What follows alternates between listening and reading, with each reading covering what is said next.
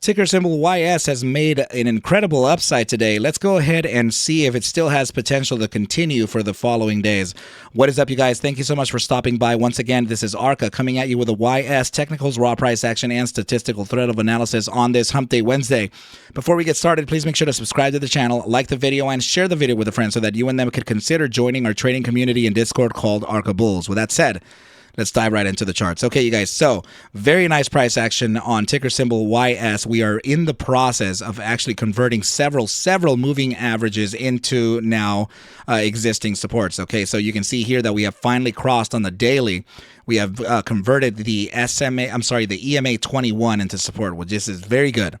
Okay, you guys, so now I want you to kind of see what's also happening here, okay? Because this is it looks like a bullish formation, and we are definitely getting some type of resistances, right? Particularly like this, right? So we and also it could actually be like this too, right? To be perfectly honest, right? We could be in the process of breaking out from a triangle, right? Just like this here.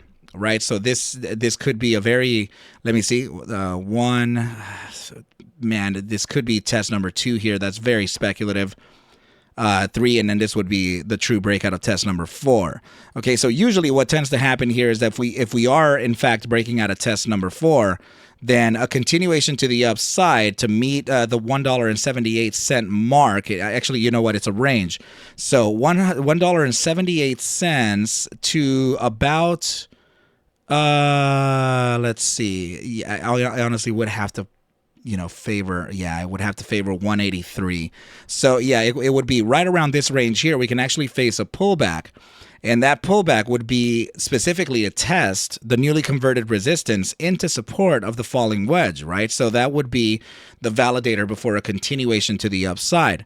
And now please remember that you do have about 3 targets to look at per this formation, okay, you guys? So this is what I'm talking about, okay? So let's just say that we close tomorrow's candle upside of this resistance range. So that would be the price objective would be taken like this. So just like this, and what do you know? We're actually getting the top side of 183, just like where we spoke about as the first resistance range.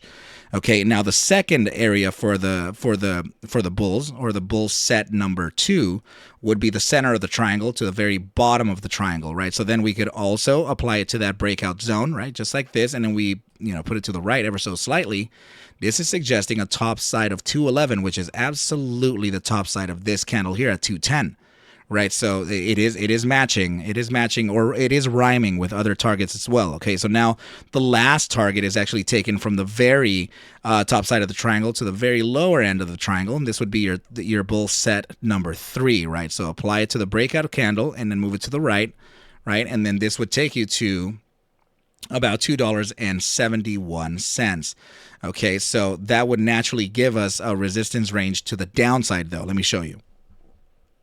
Just like this, let's take it into consideration, and it would be in respects to the top side of this wick and to the opening of this candle right here, right? So at 256 to 272 could be that top side, and similarly, the middle range does have a bottom side range too, right? So in this case, we would actually favor this top side of this candle here, so that would be the space of about 205 to 211. Okay, so now we have the psychological price objectives, right? So this is important for us to take into consideration. Okay, so now taking into consideration as well your geometrics is something that must be done. Okay, so let's what about the overall range from the current price action, right? I'm talking about the current high of about 175 from today to the very lowest point right before we actually started the upside. So this candle down here, right? So now, let me just put that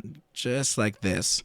right? So now let's go ahead and compare and contrast, right? So the top side targets that we're looking at here on the immediate short-term time frame, not sure what that can be, but there could be some type of immediate resistance. Of course, the resistances can be based on the candles, right? So as we move up to the higher targets here, please notice that I have a target of between 205 and 211. You have the golden mean, 207 right there. And also here, check this out, 256 to 272, 2 spot 618 landing at 258.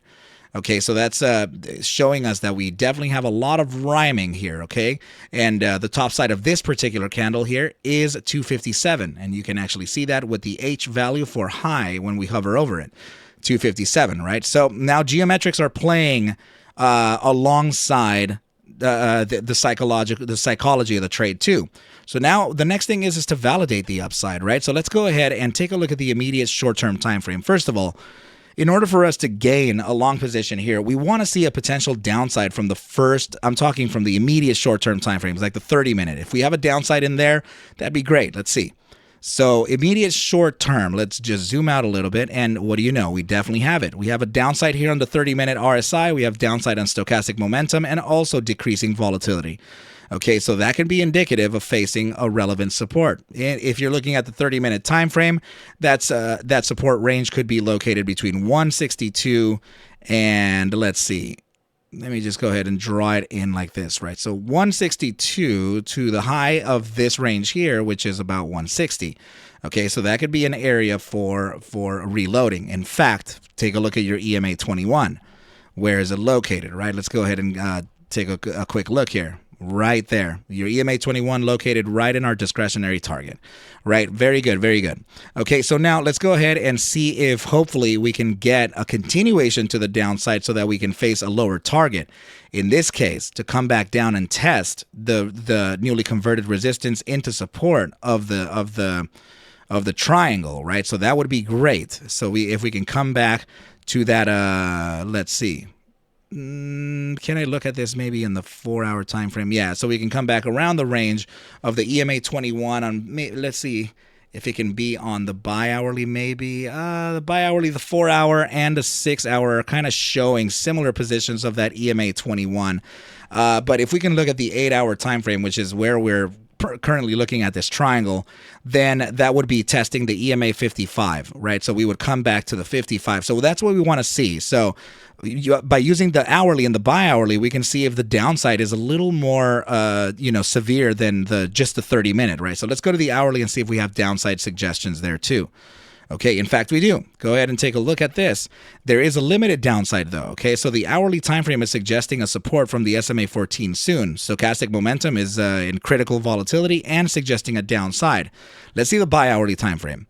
Okay, so the bi-hourly time frame is showing the potential of a deeper correction. Okay, so this is essentially the time frame that I'm going to favor here in order for us to gain, to get long this asset, right? So in this case, I would honestly see this target here to be one of those entry zones, right? So I would say about one. Yeah, I'm going to go ahead and draw a range here so that we can get another target here in line, right? So just like this to the it is kind of rhyming very nicely with that top side of this wick right over here, right? So 154 to 152 would be that validator or the second area to get long the asset, right? Of course, we're talking about paper trading here, you guys. We want to make sure that we can keep retail safe, right, you guys? So yeah, if we can reaccumulate here based on the 30-minute, hourly, and bi-hourly time frames, we could gain a pretty nice discounted price here for a continuation to the upside. Now, let's go ahead and move on to the upper time frame. So 4-hour, we want to see an upside pivot on the 4-hour critical volatility. Let's see what we have. All right, so we have an upside pivot on the 4-hour time frame, and we're expanding into critical. Okay, so this is still suggesting a downside here on the 4-hour, but this is more like it's going to face an influence from the shorter time frames correcting, facing their downside first, then pitch to the upside. Likely the 4-hour time frame would also then pitch to the upside and failing to meet the SMA 14. Okay, so 6-hour time frame. Let's see. We have upside pivots on the EMA 3 and SMA 14, increasing volatility, still showing that slight downside on the 6-hour time frame too. It's very much indicative of what the shorter time frames are showing.